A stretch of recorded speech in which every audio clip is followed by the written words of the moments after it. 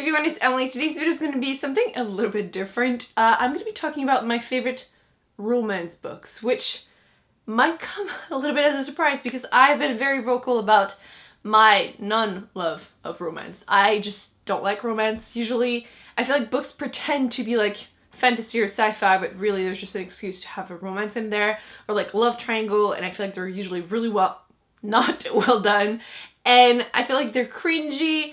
I hate sex scenes. They just make me uncomfortable / just give me secondhand embarrassment. I just don't like these things. However, if I had to choose my top 5 favorite ones, these would be the ones I would mention, because apparently I'm not completely made of rock.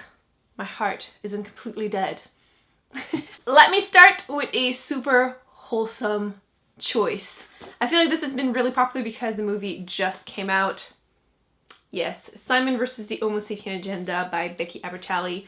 I also really like the second one, although not as much as this one. But this is basically a YA contemporary where the main character, Simon, realized that he's gay and he's having this conversation online with Blue, who is also a teenage boy from the same school, who is also like in the closet, and someone basically bullies Simon whenever he finds out the email conversation. And yeah, it's just really fun and wholesome, and obviously bullying is not a fun and wholesome subject, but like I really like the characters and the relationship together, him and like his best friend, and the movie was so good. Love Simon. If you haven't seen it, absolutely recommend you watch it. I'm excited for a second one. And yeah, I feel like it's the perfect like summer read and everything, even though it's in school, but I can't recommend this enough. It was really nice. Again, this is coming from someone that doesn't usually like them. Although this is more like coming of age and like pure romance, so probably is why I liked it. And I also wanted to put a disclaimer right now before I go further, because just because you also don't like romance does not mean that you will like these. Don't come at me whenever you like go and read them and you're like, dude, I didn't like them. I thought we had the same taste. It's romance, so like this is not objective probably. Like if you usually hate romance, it doesn't mean you're gonna love these. I'm glad I made that clear. Let's keep going. The next one is the second book in a series, and I want to mention, didn't like the first one and didn't like the third one either. So it's just the second. Unfortunately, you cannot just read the second book, you need to read the first one, and I'm not sure I would be willing to let other people torture themselves. If you usually like romance, then it's a different story. But I really wanted to mention A Court of Mist and Fury by Sarah J. Maas. Like I said, I didn't like A Court of Thorns and Roses. I found it, again, very cringy. I hated the romance, and obviously my opinion changed in the second book. I feel like every time I talk about it, people like come at me. I mean, the second book explains some of those things, and I'm glad I wasn't crazy to not like the romance. But this one was so much better, and I feel like part of the reason I like it is probably because of that. But this actually felt like a fantasy that had a romance in there, although it was still romance heavy, and there were some sex scenes that I just have completely erased from my memory because I'm pretty much scarred for life. But if you just remove that from the equation, this was actually a really fun book. I loved the relationship between some of the characters. Like there was a group of friends, and again felt kind of wholesome, and there were some really great fantasy elements in there. The ending was a little convenient, but that's a different story. But yeah, I liked the romance in here. Like I didn't love it because once again, cringy sex scenes, but this was so much better than the first one, and I know that if someone likes romance, they will definitely like this. Yes, this is more like new adult than YA, and yeah, new adult fantasy, and with fairies. I actually didn't mention any of that, but I feel like at this point everyone knows what this book is about. So human, fairies, romance. I gave away the first book, and I don't own the third one, but I would actually reread this, which is kind of like strange for me. Again, I know I feel very defensive here, but like I'm not used to really recommending romance, so whenever people ask for recommendation, I'm like, I don't know. My number one recommendation would be The Seven Husbands of Evelyn Hugo.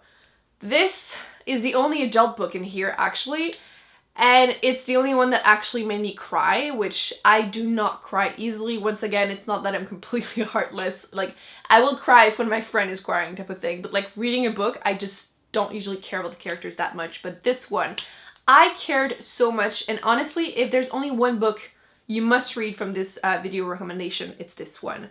It's a perfect summer read too. It reads a little bit like a chick lit, and I wasn't expecting to like this as much as I did. But basically, you're following a whole old... Why do I always put H's everywhere? Except where they need to be.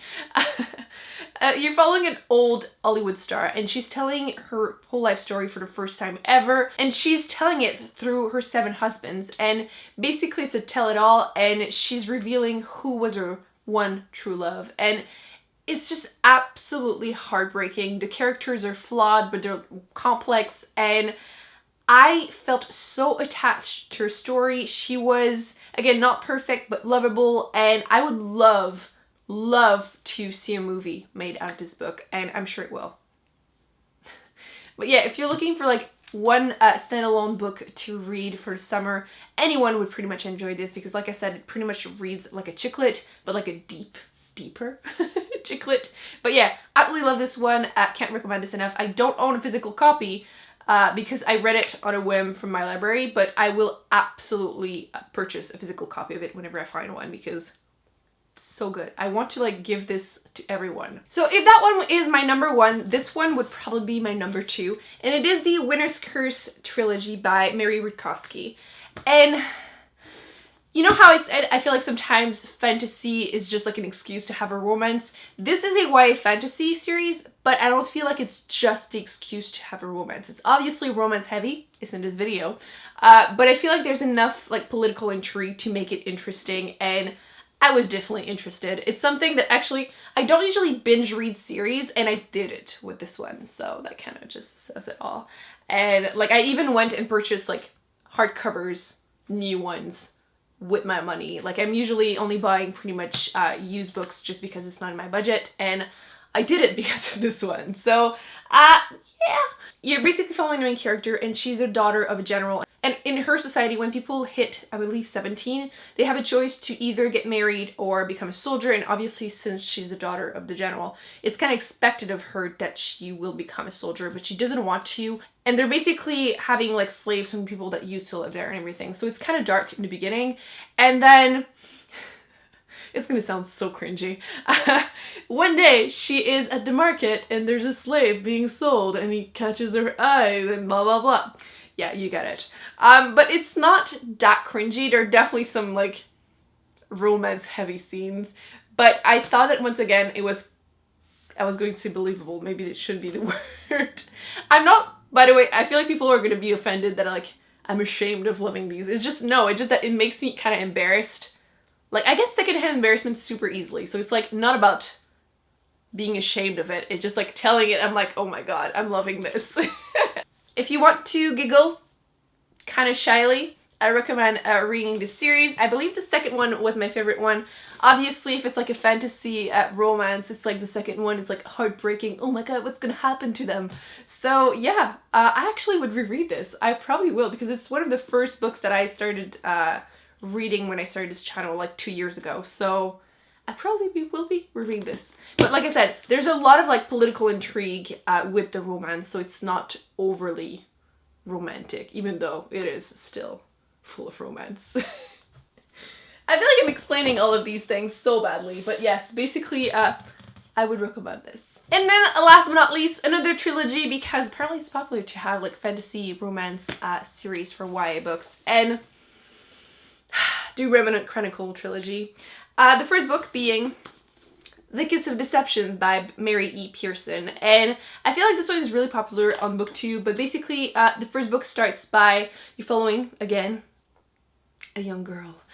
She is supposed to get married to the prince of a different kingdom to try and bring peace, and she has never met him, she's not interested, so the day of the wedding, she runs away. And there are 2 men going after her. There is the prince she was supposed to marry, and the assassin sent to kill her to prevent this wedding. And you gotta get where this is going. Yes, it has like a bunch of like love triangles in here throughout the whole series. So if you hate them, I usually absolutely hate them, and I was kind of okay with this one, although I'm not super happy with who she finished, but that's a different story. I get it. but I'm not super happy. What's interesting in this one is the fact that in the first book you don't know who is who throughout the whole story, so you kind of left guessing who's the prince, who's the assassin, who is she gonna fall in love with, type of thing. And I like that each book became like bigger and bigger. Like the first book is just like, you know, her little life in that little village where she escapes to, and then becomes about, oh, another kingdom, and then, oh, like all the kingdoms type of thing. The whole planet is fighting and everything. So yes, I definitely recommend this series if you're looking for a romance, kind of heavy, but a lot, and I mean a lot of political intrigue, even more than this one, I believe. And if you like wars and everything, I totally recommend the Remnant Chronicle. And I believe the author just released another book in that same universe, Dance of Thieves, which I still need to check out. But I'm hoping it's going to be good too. But this trilogy is definitely a favorite of mine, especially that it contains some romance, which is not something I usually love, but I definitely do in this one. Again, just because I loved it doesn't mean you will if you don't like romance. So that's it, guys. Those are my 5 favorite books that contain romance, or that are like romance heavy.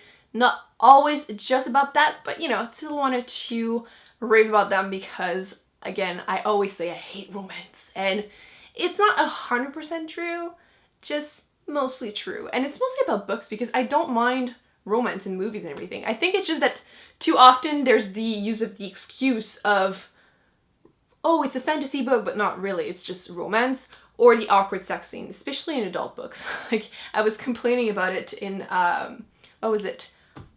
Altered Carbon? It was just so cringy. It's like, too often I feel like it's quite sexist. It just comes off like, ooh, boobies, and like sex, and I'm like, I mean, if I wanted to read something like that, I would read something like that. I just am not interested, so that's why I'm always disappointed when a book becomes very cliche and love triangles and everything. So, yeah, those are my favorite ones. Let me know in the comment section if you have read some of these. How do you feel about them? Do you usually like romance or not? And if you are someone that loves romance, you could leave me some recommendation. Just be warned that, again, it's not really my usual genre. So if you have read these ones and you might have a few ideas that are similar, please feel free to leave those. Although, for the first one, I have read a bunch of really similar ones, but I feel like this is one of the best ones. Although, I should probably still give a shout out to We Are the Ents. It's just not as romance heavy, but I feel like if you like LGBTQ+ coming of age story, you definitely would enjoy that one too. It's my favorite of like that type of books. So, this is it for real. I hope you enjoyed this video. Don't forget to give it a big thumbs up. Don't forget to subscribe to not miss any future videos. I will be putting on the screen the videos that I've done that I recommend you check out, and I'll see you in my next one. Bye.